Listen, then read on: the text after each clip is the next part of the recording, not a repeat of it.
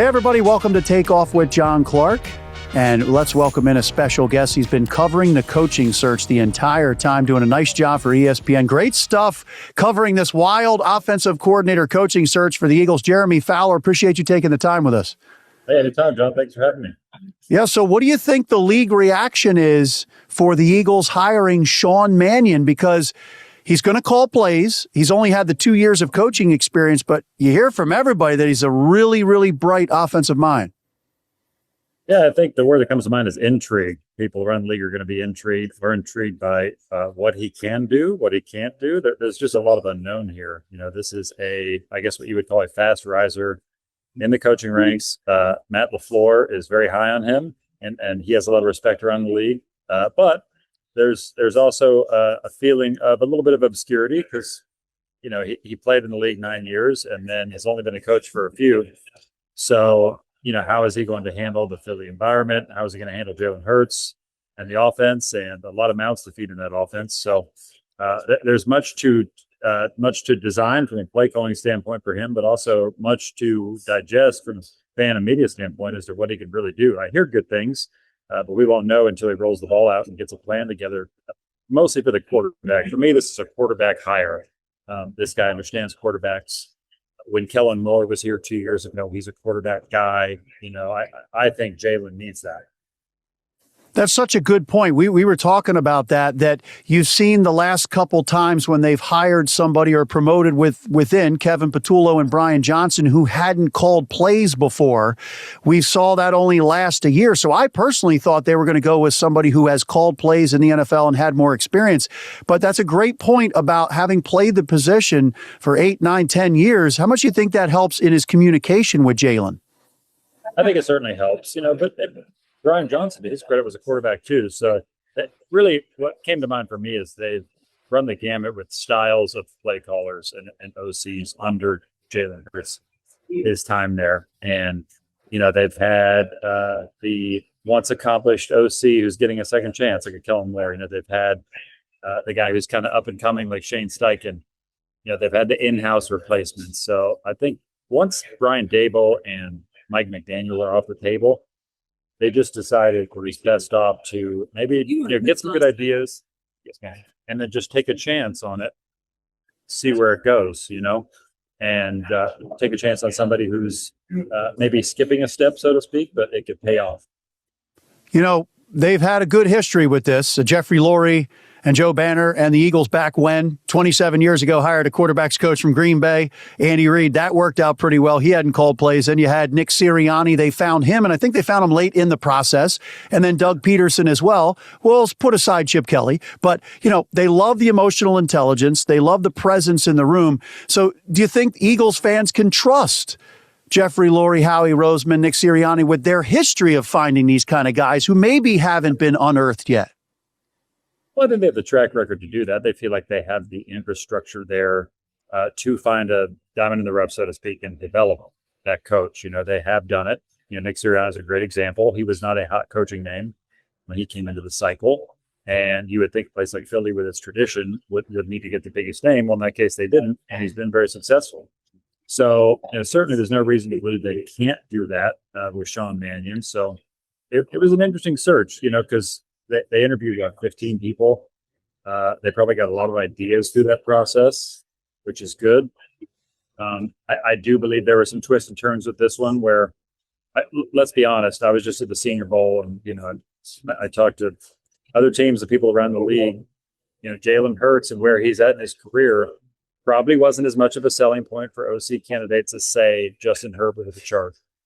Or even, you know, Brian Daboll. I think that was a specific case because he likes Cam Ward a lot.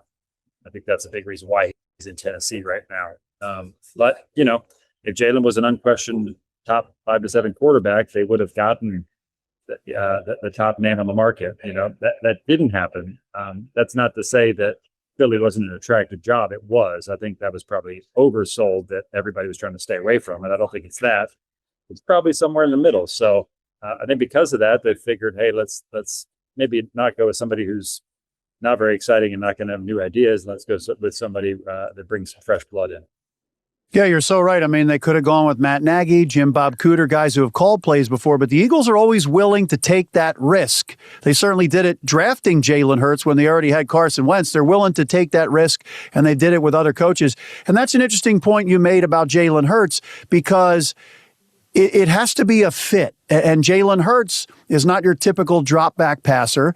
And we even heard Nick Sirianni at the end of season press conference. He said Jalen did try new things this year with Kevin Patullo and Nick Sirianni, under center more motion. So maybe that is kind of letting on that Jalen doesn't like as much motion or doesn't like a lot of the exotic passing attacks. So how important do you think this year is for Jalen Hurts to connect with the new OC for his future in Philadelphia? You can't overstate the importance. This is a quarterback that's clearly at a crossroad right now. I don't think there's any doubt about that. There are questions about what he can handle offensively. There are questions about what he can do. Can he make all the throws? Can he do all the things you need a quarterback to do to function? And that includes the motions and the shifts. And I mean, NFL offenses now have a lot of bells and whistles, and you have to be able to handle that. I think sometimes he's specific in what he wants, and maybe this new coach can challenge him and bring out the best in him to take on more and to be able to handle it. Finding a balance between what he's comfortable with, what he does well, and bringing him along for the betterment of the offense and specifically the run game. That's what's going to be fascinating, is how do they handle the run game? What do they do with Mannion and Jeff Stoutland and marry that? Do they bring in another run game coordinator? And Mannion's coming from Green Bay, which runs the ball really well. So that could be in the back of mind a little bit. How much do you think the Eagles saw what Sean Mannion did? Obviously Jordan Love, but when Malik Willis got in there, we've seen really how he has improved. How much do you think that that's a part of this, seeing that?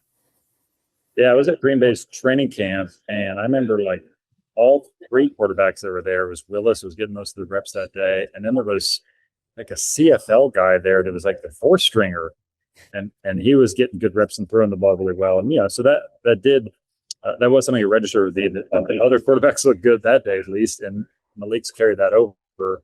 He's going to make himself some real money in free agency this year. It's probably a top 20 free agent, you could argue, overall. So. Yeah, it certainly speaks well. He seems to have a good touch and be in tune with what quarterbacks need to do and function at the NFL level. And so certainly that should benefit, but there's an experience here. So we don't know how he's going to be able to cultivate a new system, create it, develop it, and translate it digestibly for the players. So all that's going to be fascinating. You brought up a good point about the coaching search, and we did hear the top names of Mike McDaniel and Brian Daboll. And if you say, hey, Brian Daboll, you can go have complete autonomy of the offense in Tennessee, be with a quarterback you like, and maybe get out of the New York, Philly kind of market that he was getting skewered in New York. So, there were maybe some other candidates who didn't necessarily jump to take the Eagles job. Like you said, Matt Nagy, Jim Bob Cooter, there were other guys out there. Do you think that there's kind of a process here over the next year of can this Eagles offense get back to being what it was under Kellen Moore, but can it be an offense under Jalen Hurts that you're able to throw the ball? Because obviously this year they weren't able to run the ball as well with the banged up offensive line, and you see that the passing attack couldn't really carry the team. Do you think this is kind of a watershed moment for this regime, whether it's Nick Sirianni, Jalen Hurts, and the Eagles as a whole? Yeah, I think it's huge. I mean, it feels like anything's possible, honestly, as far as, I'll say, I certainly expect Jalen Hurts to be the starter and to be the guy moving forward. But does Philly draft a quarterback day 2 of the draft? That's been brought to me from people with other teams multiple times. Just as an option or a way to push Jalen Hurts a little bit. I think he deals with pressure well and having to respond to something, and he's got something to respond to. The play was not very good. It just is what it is. So he knows that, and he's going to have to improve it. But he has shown, dating back to high school and college, that when pressured, he seems to respond the right way and be motivated by such a thing. So how they do that and how much they put on his plate and how many throws they think he can really make, I don't know if he's looked at as a quarterback that can make all the throws as far as, making every check of the line, changing formations, placing the ball everywhere you need to. But he has certain throws that he executes really well and can throw with a great deal of touch. And, he has his strengths and plus the toughness and intangibles. And, we'll see if Sean Mannion wants him to run more. I know that's going to be a topic in Philadelphia. You know it. Yeah, and it's an interesting thing because we've seen the A.J. Brown dynamic and what has kind of happened with the team, and maybe it was a tough spot for Kevin Patullo. Obviously, A.J. Brown wanted the ball more and wanted the ball in bigger moments. What do you think happens with A.J. Brown this offseason? Well, I've been reporting off and on, but just more so like a league pulse. There are smart people in the league that I trust that think that Philly will at least entertain trading A.J. Brown. I don't think that's like a solidified plan by any stretch. So it's not in like the full-blown splash report phase where there's going to be a trade on the table. And I don't know. I think it's pretty clear he would welcome a change at this point. I don't think I don't think that's debatable. I mean, what's happened on the sideline, it's game to game is hard to keep track of. There's so many incidents where he looks frustrated or, not happy with the situation. So I don't know. To me, it seems like it's a chance to showcase Devontae Smith a little more and then add a receiver in the draft or add somebody to free agency that can be a 1A or a 2 and go from there and just remodel the offense a little bit. Now, that's easier said than done when he's a top 10 receiver ability wise, and he's still that. He's only 28. But the flip side of that is you can get a good return for him. So I think they'll at least entertain it, but I can't sit here right now and say definitively that they're going to do that. But certainly that's a topic around the league. People are expecting them to kick the tires there at the very least. Hey, I'm John Clark, and we are here in Bensalem, PA at Makefield Putters. And I got to tell you, we want to thank them for being our new sponsors of the Takeoff Podcast. And I've got putting issues when I get out there. I'm 6'5", and I had to get a custom putter. When I got this custom putter here, it changed my putting game. When it's wintertime and we go get jackets, different size people need different size jackets. Well, we got to get a custom putter for our size, our type of swing and everything. They break it all down for you. They build up the putter from scratch. They have all the data, the analytics, the statistics to get you to be a good putter. And when I came here to Makefield Putters and I started to use my custom putter, I got to tell you, I make it with Makefield. So next time you're on the course with Makefield Putters, go birdies. And you've seen this offense with the Eagles. They've been up and down year to year, and they had their most success when they're able to run the ball almost as good as any team in NFL history with Saquon Barkley's almost record-setting year under Kellen Moore. So to start that Super Bowl year, they were 2-2. They were turning the ball over a lot. And Nick Sirianni, the offensive line, and everybody says, we have to be foundationally a running team. Do you think that Sean Mannion had to connect with Nick on that? And I'm not saying play it safe, but Nick, his big belief is don't turn the ball over. Don't put the ball in harm's way. Do you think that they're married on that or have to be? Well, they're going to have to find a balance there because I think the times where Jalen tried to let it loose and they had to rely on his arm more, it was a struggle. And I think a lot of times they're trying to cater to what Jalen either wants to do or does well. Well, that limits you. And so if you can't run the ball very well around it, then you're in trouble.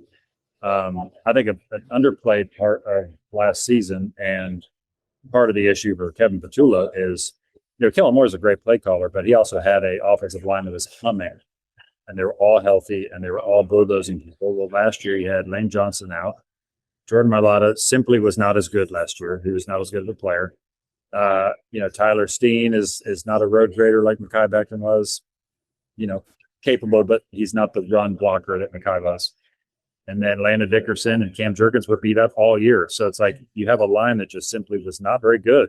I mean, let's be honest about it. So they had to adjust, and the run game was a struggle as a result. I think if they can get back to even 80% of what they're here as a line in 24, Saquon will have those 20, 30-yard runs every game that create more opportunities for Jalen in the passing game. Like, they just weren't there, and it was all on his arm a lot of times and couldn't get it done. How much of this, the Eagles are always looking for innovation. You're coming from, Sean McVay, coach, Sean Mannion as a player, and then you have Matt LaFleur. How much is the experience he's been around as far as the coaches and their innovation? How important do you think that is for Sean Mannion? Yeah, well, certainly he's now of the tree from Matt LaFleur, who's connected to the McVay and Shanahan tree, and that's a good tree to be in. I mean, it's a good system.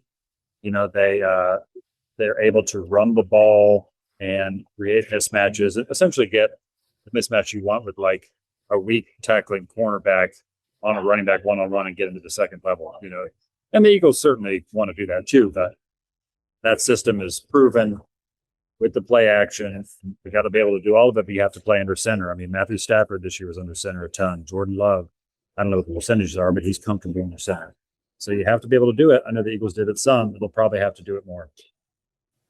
Well, I'll tell you what, you've done a great job throughout this coaching search with the league. I've never seen turnover like this in the NFL where and the amount of like coaches that are interviewing for offensive coordinator and head coaching jobs and like agreeing to be an offensive coordinator somewhere unless they get a head coach and then withdrawing. I mean, is this pretty wild what's going on these days? I think there were, 17 offensive coordinator openings or changes? I mean, yeah, I've talked to coaches about this. They say half the offensive coaches are out of work. I mean, like half the league because of that. Yeah, it's been pretty unprecedented, to be honest. I know Todd Monken is in the mix for the Cleveland job, but he hadn't been offered the Cleveland job yet, where the Giants are trying to get his deal done on like Sunday and Monday to be the Giants OC, that he could have it in his back pocket. But then he gets the Browns job on Wednesday. So, Brian Daboll was hoping for that same scenario, but didn't get a head job. So he went ahead to Tennessee. But you're seeing that now. Mike McDaniel, he agreed to terms with the Chargers, but kept trying to get head coaching jobs. I think the understanding is if you get a head job, there are only 32 of those. So go ahead, but let's sign you now and lock you in. That's been sort of the theory. You just happen to have a lot of experienced play callers at one time. Some of them are still out there. Cliff Kingsbury, Matt Nagy. And at one point I thought Philly would try to get more of an experienced play caller, and it's interesting that they didn't. And I think it's a bold move that could pay off if they didn't. Yeah, you're right. Before I let you go, keep up the great job on ESPN.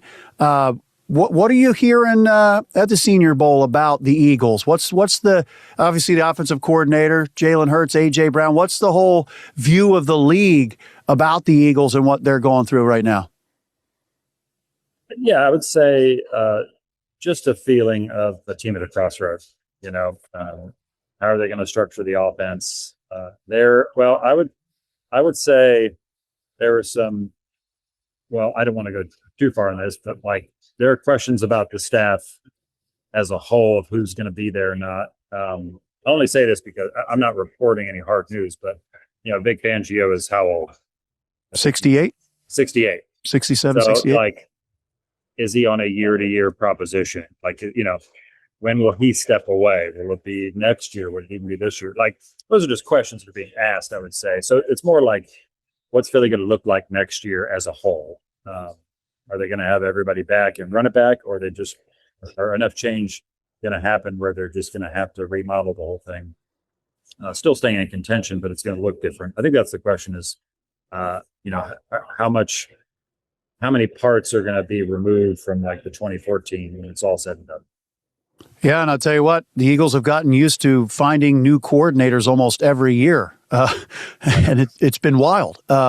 So maybe they'll find something here with Sean Mannion and Jalen Hurts together, and him bringing in that system from the McVay and LaFleur tree and stuff like that. So this is going to be fascinating to see, and we appreciate you coming on. And you do a great job with ESPN. You're very plugged in around the league, and you've been all over the coaching search. Continue your success, and have a safe trip home.